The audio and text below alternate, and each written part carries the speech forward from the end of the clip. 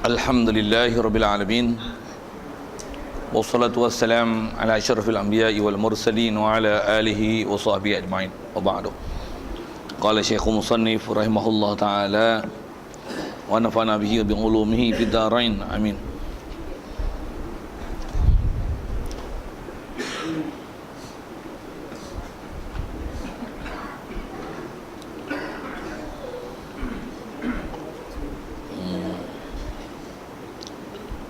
Kelima, ya. Keenam. Kata musannif rahimahullah taala, yang keenam ni tawaf wida'. Maka mengiringi haji seperti ia tawaf pada malam 14-nya. Dan jika tiada mengiringi haji, maka wajib asing sendirinya. Baik. InsyaAllah kita nak habiskan wajib-wajib haji ni. Jadi antara wajib haji itu adalah kita berihram di miqat, pakai ihram di miqat, berniat ihram di miqat, tak melanggari miqat makani itu. Juga antara wajib haji adalah bermalam di Muzdalifah, kemudian bermalam di Mina, melontar jamratul aqabah dan melontar jamrah pada 11, 12, 13. Okey, yang tu 5, yang ni yang ke-6. Baik, yang ke-6 daripada wajib haji adalah tawaf wida'. Kalau asal terjemah wida' ni kaum putih sikit, tawaf goodbye. Yang tu bunyi mudah gitu. Tawaf goodbye. Pasal tawaf wida' ni adalah tawaf yang disyariatkan dekat kita setiap kali kita nak keluar daripada Mekah dan kita tidak akan kembali kepadanya. Tak kembali pada uruf yang dengan jarak jauh. Kalau kembali padanya dengan jarak dekat, kita tak disyariatkan wida'. Macam pemandu teksi, pemandu bas, orang bawa barang keluar masuk Mekah Madinah, saat Mekah Madinah, hari ni masuk, hari ni keluar, esok keluar. Jadi tak disyariatkan pada dia wida'. Pasal jadi berat pula pada dia untuk buat wida' ni. Jadi wida' ni, itu yang kata goodbye tu, maksudnya kita nak keluar lah. Sama ada kita ke Mekah dulu ke Madinah dulu ke, ataupun apa saja urusan yang kita buat ke Mekah. Kalau nak istilahnya meninggalkan Mekah dengan tempoh masa yang agak panjang, maka akan ada tawaf wida'. Jadi kalau dalam bab haji ni, dalam konteks kita nak balik, khususnya nak balik itu pada lepas kita habis-habis melontar jamrah 3 hari tasyrik tu. Kalau dengan pelaksanaan yang kita dah baca dalam kitab itu kan, lepas daripada ukur di Arafah, pergi Muzdalifah, lepas tu melontar jamratul aqabah, lepas tu dia suruh kita bercukur untuk bertahallul, lepas tu dia suruh kita ke Mekah untuk tawaf fardu, lepas tu balik ke Mina untuk bermalam di Mina dan melontar pada hari tasyrik. Selesailah haji kita tu. Bila selesai haji, kau tu katalah nak balik, nak balik itulah ada wida'. Kalau katalah malam 14 tu nak balik naik kapal terbang, kau terbang nak tunggu, start enjin dah, gedeh. Oh gedeh, mubuh-mubuh lah bunyi gitu lah. Kalau terbang nak tunggu dah, jadi akan ada wida' di situ lah. Jadi tawaf wida' ni, maka dia akan mengiringi haji. Jadi haji yang terakhir kita bicara ni ialah wajib haji lah. Seperti contoh kata mengiringi haji ni, ia tawaf pada malam 14, pasal dah habis pada Mina tu, tawaf fardu. Lepas tu dia nak beransur balik malam tu juga, ataupun pagi esoknya. Keedahnya nak keluar tu wida' dulu. Dah wida', maklumlah sesak tak sesak tu tengok munasabah lah. Berapa jam tak berapa jam kita nak sebelum nak keluar berangkat tu. Jadi memang konsepnya kita istilahnya berkemas. Dah berkemas tu, tengok dengan munasabah kita nak wida' dengan kesesakan yang ada dan kesempatan untuk wida' tu. Tapi wida' macam mana pun dari sisi hukum adalah wajib. Meninggalkan wida' dia kena dam. Dan perbuatan tu berdosa. Kalau tak payah dam berdosa, pasal melanggar peraturan wajib haji. Kalau masalah haji, bahkan kalau ikut wida' ni, kalau tak dalam bab haji pun, keluar je pada Mekah disyariatkan kita untuk melakukan wida'. Macam mana kita masuk je Mekah ada disuruh dengan istilah tawaf kudum, keluar daripada Mekah keluar pada tanah haram itu, keluar pada Masjidil Haram, disuruh kita tawaf wida'. Itu prinsip dan konsepnya. Atas pelaksanaan haji, itu disebut dah habis haji, maka wida' pada malam 14. Baik, selesai. Dan jika tiada mengiringi haji, kalau katalah kita buat wida' ni tak mengiringi haji, maksudnya selesai buat wajib haji tu, hari ke-13 habis haji tasyrik pergi ke Mekah tawaf, kita taklah balik malam tu, bahkan lepas 40 hari, 30 hari baru balik, 20 hari baru balik atau seumpamanya. Jadi wida' ni bila? Wida' ni bukan mengiringi haji. Jadi kalau tak mengiringi haji, maka wajib asing sendirinya wida'. Dan kalau ikut kaul yang kuat di kalangan ulama fiqh kita, khususnya fiqh Syafi'iyah ni, tawaf wida' ni atas bilang, kebanyakan kita ada membilangkan dia sebagai wajib haji. Kalau ikut, dia bukan khusus untuk wajib haji saja. Bahkan dia lah perkara yang wajib bagi setiap siapa nak keluar daripada tanah haram dengan kaid tadi, yang dia tidak balik semula ke tanah haram dalam masa yang terdekat. Kalau kata dia balik dalam masa terdekat di atas urusan-urusan tertentu, maka kaedahnya tak disyariatkan wida'. Tapi kalau kata ada istilahnya fasil, fasil ni kena tengok uruf. Yang kalau itu diistilahkan berpisah untuk balik ke tanah haram tu dalam tempoh yang agak panjang, maka disyariatkan wida', walaupun nanti dia akan balik juga ke Mekah.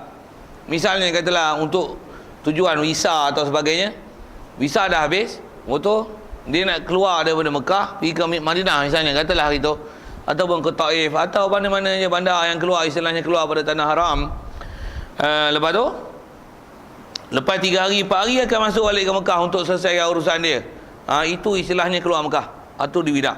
Ada wida', atau ada wida'. Tapi macam kita buat umrah tu, macam pemandu teksi apa tu, kan dari tanah halal, tanah haram. Nak pergi buat tawaf kan kena keluar tanah halal. Lepas tu masuk balik, kita keluar ke tanah halal tu, ada wida' ke? Tak ada. Pasal apa? Pasal nak masuk balik. Saya nak sebut tentang kena faham wida' tu. Bila persyaratan wida'? Pasal bab ni kena faham elok-elok dari segi sudut mana yang dihukumkan istilahnya bercerai lama dan nak berbalik, ataupun istilahnya bercerai sekejap daripada tanah haram. Jadi kalau kata pergi duduk hotel 2-3 hari betul bawa balik, tu istilahnya lama. Ada wida'. Masuk pun nanti ada kudum. Bila nak keluar pun nanti, bila kata dah nak keluar kita ke Malaysia ni, tu baru nanti ada wida'nya. Wida' betul. Itu wida' yang last sekali lah. Jadi kalau orang Mekah sekalipun, orang tanah haram sekalipun, orang Arab Saudi sekalipun, kalau dia keluar sini seminggu, Madinah seminggu, keluar tu, setiap dia nak proses keluar tu ada wida'. Pasal seminggu istilahnya ada fasil. Tapi driver bas, driver lori, masuk keluar, angkut balik, keluar tempat teksi, orang angkut barang, yang memang buat kerja istilahnya sentiasa keluar masuk, dia tak ada istilah kudum untuk tawaf kudum. Begitu juga tak ada tawaf kudum dan tak ada tawaf wida' bagi mereka. Cak.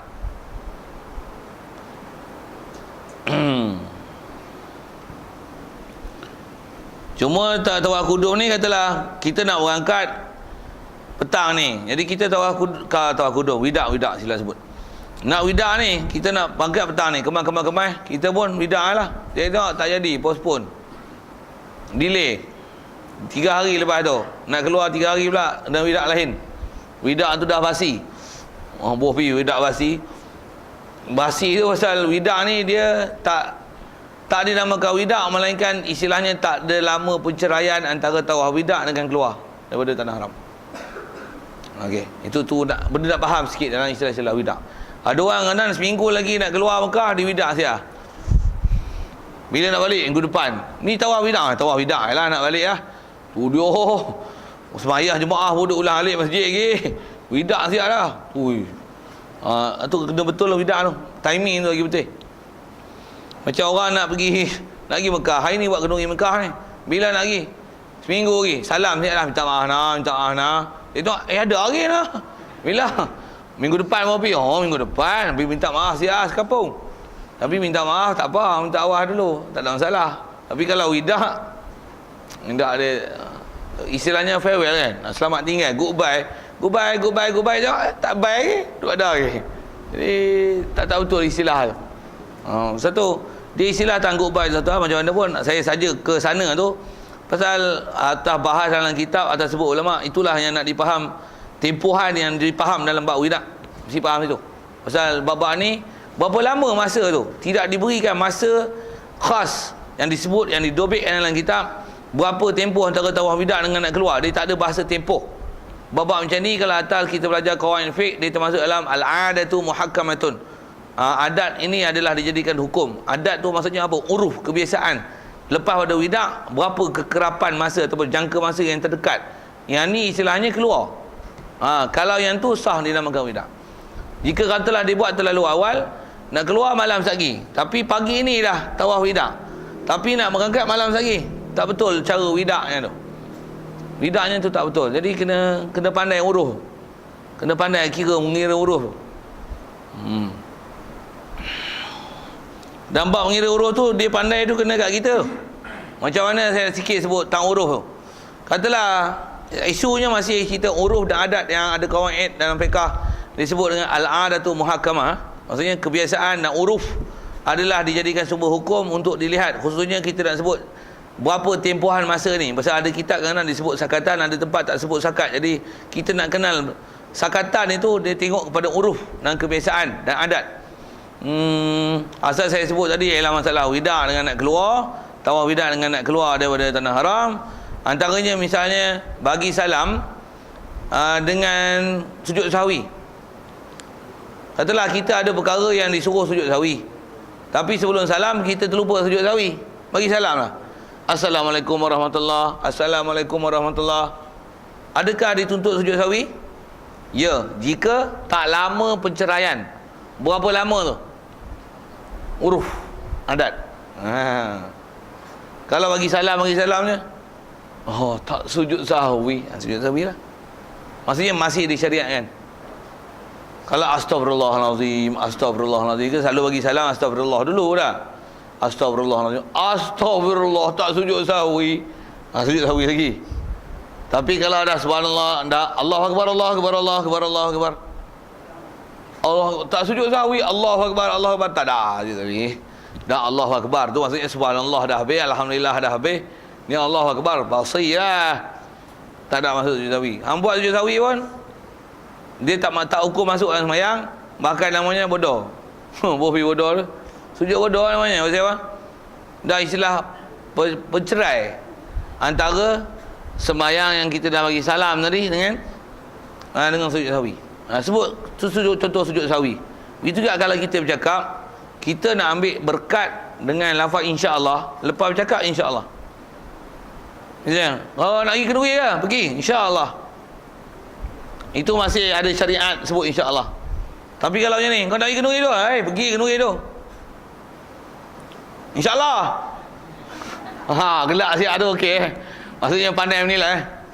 Saya nak sebut ajar tu. Yang tu macam ni, yang tu tak sebut dalam kitab. Tak ada.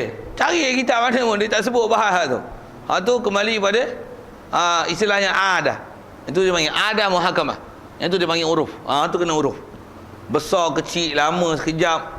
Satu istilah-istilahnya dipanggil uruf. Atau bahasa uruf satu istilah. Kadang kalau istilahnya dipanggil al-'adah, tu yang al-'adah tu muhakkamah. Maksud adah tu ialah uruf. Okey, yang ni pun uruf. Tengok antara tawaf widak dengan nak keluar. Tengok uruf. Tengok uruf. Uruf tu ialah istilah yang selalu dipakailah dalam qawaid fiqh. Pasal dia lebih spek kepada makna berapa jangka masa yang munasabah itu. Okey, siap. Jadi asal kita bicara ialah tawaf widak. Setiap orang nak keluar tanah haram ada widaknya. Kalau haji, hajilah. Kalau tak kaitan dengan haji pun, kaedahnya siapa sahaja tidak keluar daripada tanah haram, maka disyariatkan dan wajib, kalau ikut risiko, wajib atas dia untuk tawaf widak. Okey, siap. Jadi kalau tak ada, dam, seekor kambing. Kalau meninggalkan tawaf widak, seekor kambing, dam.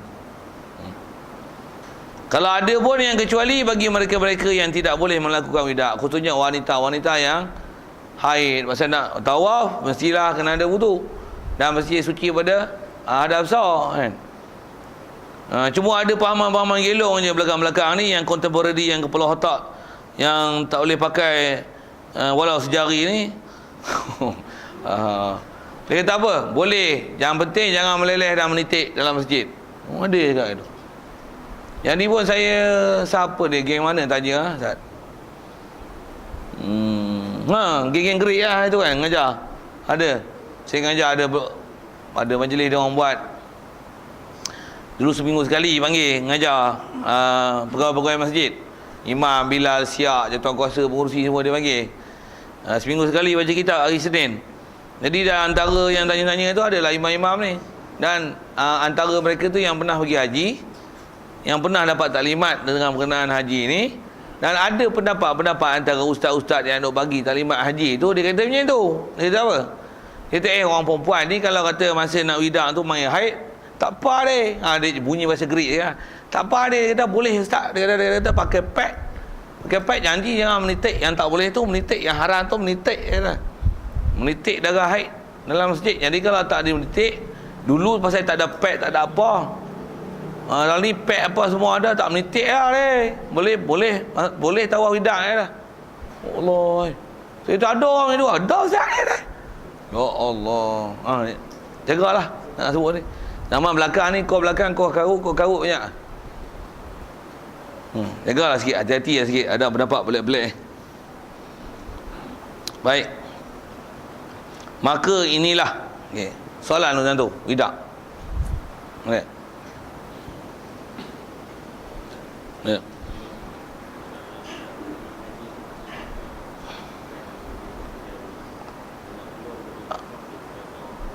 Ya. Wajib. Tu yang kalau ikut dia tawaf wada ni atas masyhur sebut ulama, dia bukan wajib haji khusus. Cuma bila pergi haji tak dapat tidak, mesti haji mesti keluar dari Mekah.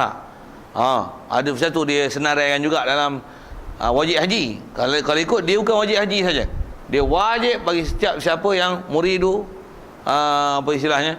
Wida'il haram. Siapa nak tinggalkan tanah haram, disyariatkan mesti ada tawaf wida'. Cuma atas pekerjaan haji tak dapat tidak mesti duduk tanah haram, khususnya Mekah, maka disenaraikan juga dalam nama wajib haji. Tapi kalau ikut atas pendapat yang kuat dan muktamad, dia bukan atas nama wajib haji. Dia lah wajib bagi sesiapa yang nak keluar tanah haram. Nak keluar pada tanah haram, nak ke tanah halal, yang istilahnya tahu tak ada berulang dalam masa yang terdekat, masuk balik, maka disyariatkan pada dia untuk melakukan tawaf wida'. Dia bukan untuk wajib haji saja. Ke depan dia sebut tu. Ada lain. Fabi ayat tu, maka inilah segala wajib haji. Yang 6 atas senarai disebut. Maka manakala ditinggalkan, kalau tinggal jadi atas nama wajib haji, dia bukan rukun haji, wajib haji. Bermalam di Muzdalifah, malam di Mina, melontar Jamratul Aqabah, melontar pada hari-hari tasyrik, lepas tu bercukur, lepas tu tawaf wida'. Silap bercukur tak masuk, silap. Melontar Jamratul Aqabah. Apa? Inilah nama wajib haji. Dan atas istilah wajib tu, maka manakala ditinggalkan, dijabarkan dengan dam. Istilah jabar ni tampung. Tu bahasa Arab. Jabri. Manakala tinggal, jabar dengan dam. Bersalahan pada rukun.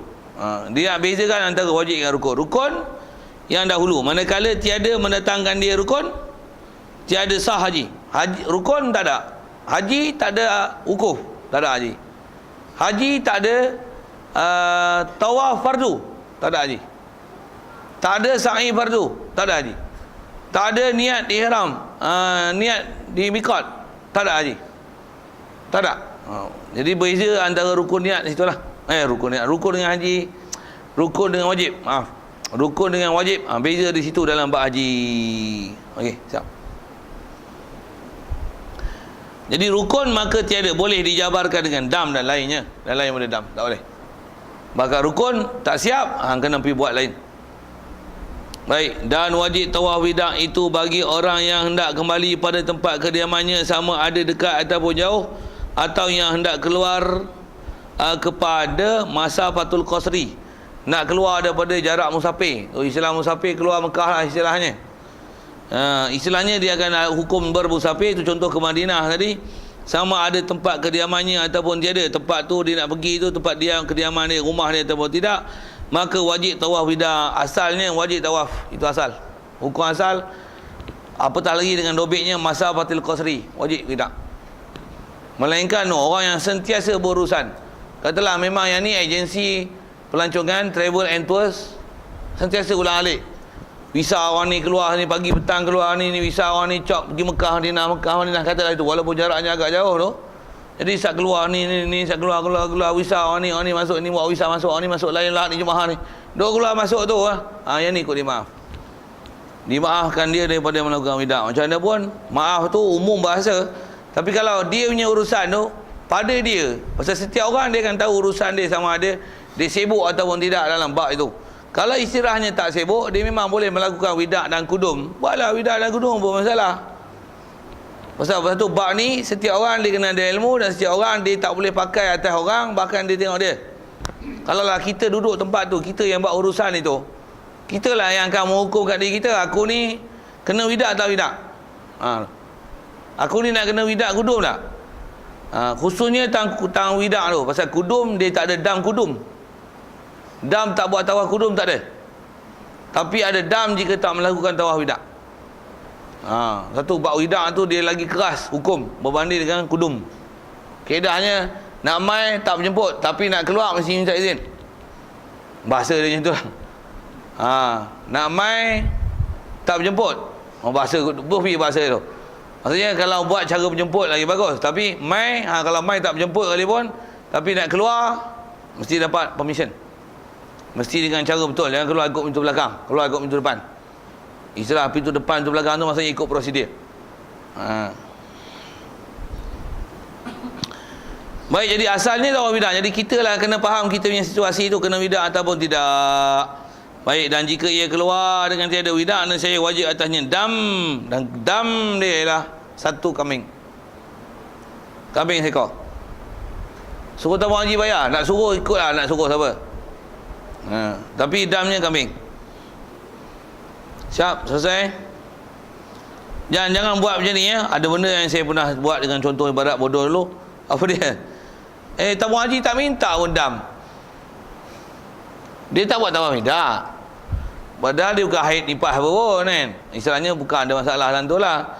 Tamu haji tak minta pun. Janganlah buat bodoh itu. Okey, siap. Pasal dia buat ibadat sendiri, kena ingat lah. Kalau katalah kita tak semayang, Najib tak marah pun tak semayang Zuhur katanya. Sendiri kena ingat lah. Itu bukan masalah Najib punya, bukan masalah tamu haji punya. Sikit lah usik ke Najib tu. Najib mana tak kira lah, boleh faham ke sana, tak apa. Okey, siap.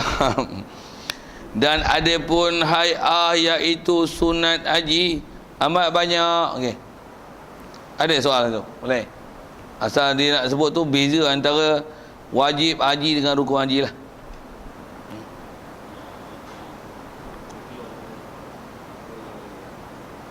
Tawaf widak? Ya. Satu dia bukan wajib atas nama haji sendiri. Jadi siapa-siapa nak keluar widak. So yang melainkan tu lah orang meniaga, orang bawa driver taksi, orang bawa barang keluar masuk Mekah Madinah, hantar mi, hantar kuih tiaw, buih bahasa itu, hantar beras, hantar gandum, hantar ayuh ni keluar masuk, hantar petrol, bawa lori. Itu pun masing-masing kena tengok hukum masing-masing. Tapi kalau dia pergi hari ni 3 hari lepas tu pula bawa masuk pula pergi hantar minyak, tu widak lah weh, 3 hari jarak pula, jarak masa batil qasri. Tu jadi orang istilahnya yang benar-benar sibuk aja baru ada rukhsah pasal ad-dararu tuzalu. Ada kaedah Rasulullah sebut itu, ad-dararu yuzalu. Benda-benda yang memudaratkan ni, yang menjadi masyaqqah pada orang lain, maka akan diberikan rukhsah. Dia ada mustasnayat dia. Untuk saya jawab soalan lain.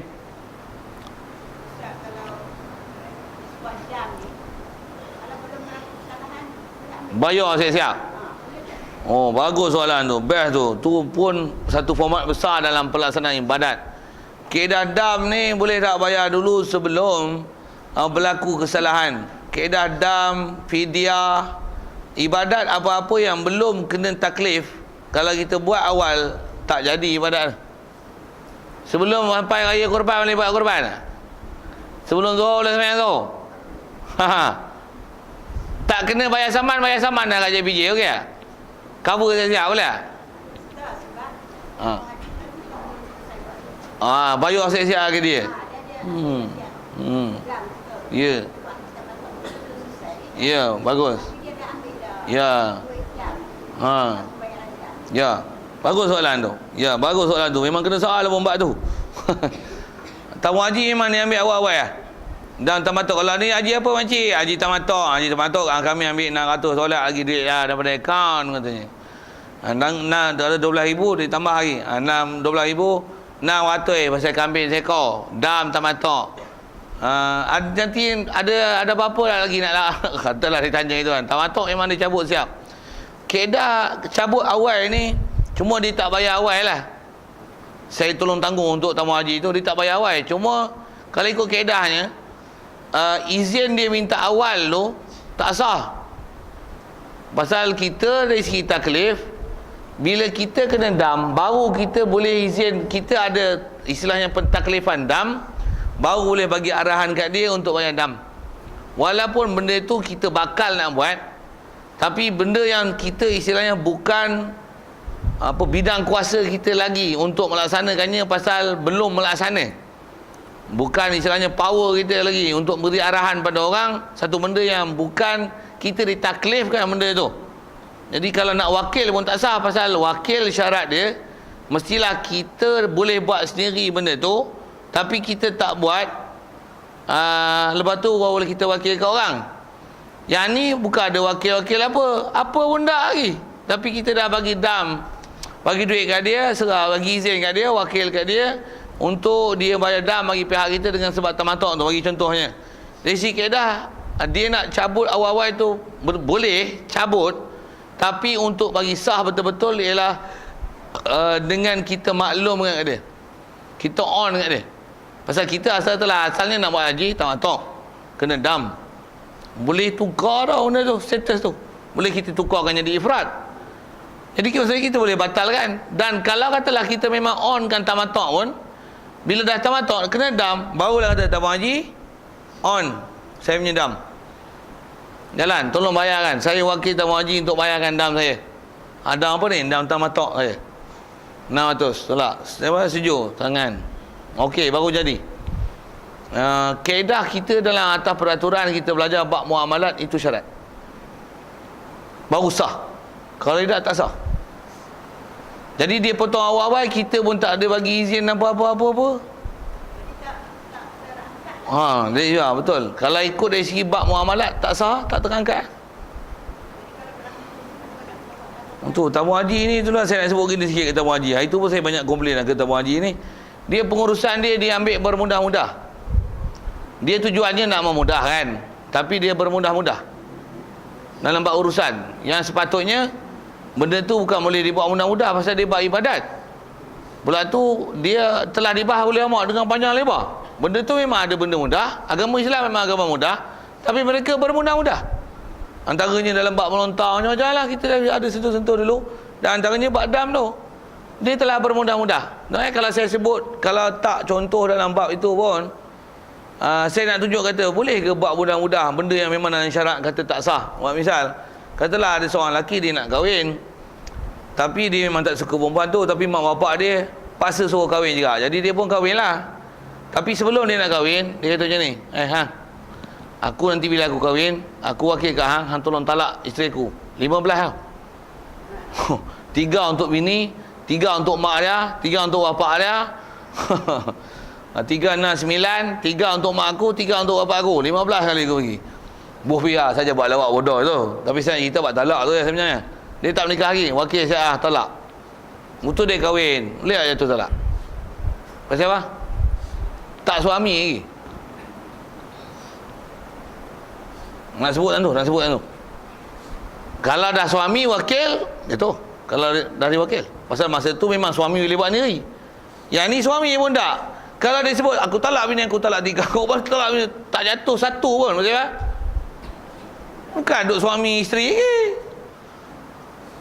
Boleh faham? Nak sebut tentu ada segi kaedahnya.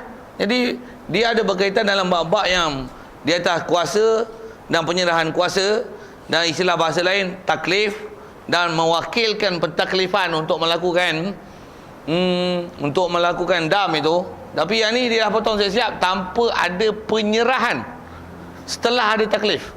Dia kaedah betul memang boleh dicabut, boleh dimaklum awal untuk persediaan duit. Itu memang kita kena bersedia, itu satu hal. Tapi dari segi untuk supaya dia ada kuasa penuh untuk